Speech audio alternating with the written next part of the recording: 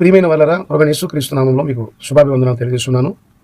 దేవుని వాక్యాన్ని మనం చూసుకున్నట్లయితే ఆదికాండము 18వ అధ్యాయము 17వ వచనంలో మరి అబ్రాహాము దగ్గరికి వచ్చినటువంటి దేవదూతలు అబ్రాహామును చూచుటకు వచ్చారా లేకపోతే సొదొమ గొమొర్రా గురించి వచ్చారనేది అబ్రాహాముని విడిచిపోయిన తర్వాత మనకు అర్థమవుతుంది. అయితే వారు సొదొమ విషయంలోనే వాళ్ళు వచ్చారు, అబ్రాహామును పలకరించుకుంటూ వెళ్ళారు. కానీ అబ్రాహాంతో ఈ విషయాన్ని నేను దాస్తానా, అబ్రాహాము బలమైన జనమవుతాడని చెప్పి ప్రభు మాట్లాడిన సందర్భాన్ని మనం చూస్తూ ఉన్నాం. ఆ విషయాన్ని ప్రస్తావిస్తూ సొదొమ గొమొర్రా పట్టణం గురించి మరి అబ్రాహాంతో విషయాన్ని చెప్పినప్పుడు, అబ్రాహాం అయ్యా అక్కడ నీతిమంతులు ఉంటారు, మరి వారు కూడా చనిపోతారు అన్నప్పుడు 50 మంది నీతిమంతులున్నా నేను ఆ సొదొమ గొమొర్రా పట్టణాన్ని రక్షిస్తానని చెప్పి దేవుడు మాట్లాడుతున్నాడు. తర్వాత 5 తక్కువైతే అని చెప్పి 45 మంది అని అన్నాడు. ఆ తర్వాత 40 మంది అయితే, ఆ తర్వాత 30 మంది అయితే, ఆ తర్వాత 20 మంది అయితే, ఆ తర్వాత 10 మంది అయితే, ఇంతవరకు అబ్రాహాం గారు రిక్వెస్ట్ చేశారు. కానీ ఇంకొక విషయం ఏంటంటే ఒక్కడు ఉండుంటేనే మాట అబ్రాహాం గారు అనలేదు.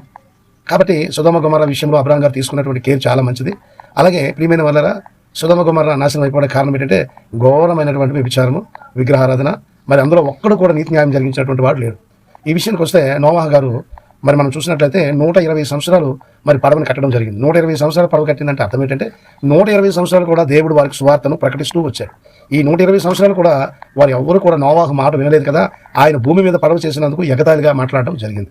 అయితే ఇక్కడ సొదొమ గొమొర్రా దగ్గరికి వద్దాం. ఆదికాండము 19వ అధ్యాయం 13వ వచనం 14వ వచనాన్ని మనం చూసినట్లయితే మరి సొదొమ గొమొర్రా పట్టణం విషయంలో దేవదూతలు వచ్చి లోతుని బలవంతం చేస్తున్నారు. మరి ఎవరైనా మీకు సంబంధించిన వాళ్ళు ఉన్నట్లయితే వారిని బయటికి తీసుకొని రండి అని చెప్పినప్పుడు తమ అల్లుల దగ్గరికి లోతు వెళ్ళినప్పుడు మరి లోతు మాట వినలేదు.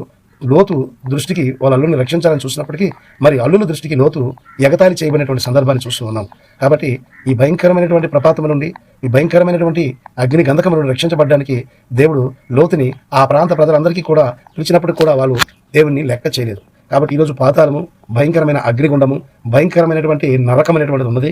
దాన్ని తప్పించుకోవాలంటే ఒకే ఒక మార్గం ప్రభువైన యేసుక్రీస్తు. ఆయన అంగీకరించినటువంటి వారు మాత్రమే రక్షించబడతారు. ప్రియ స్నేహితులారా, దేవుని బిడ్డలారా, యేసుక్రీస్తుని సొంత రక్షకునిగా అంగీకరించండి. సువార్త వినండి, రక్షణ పొందండి.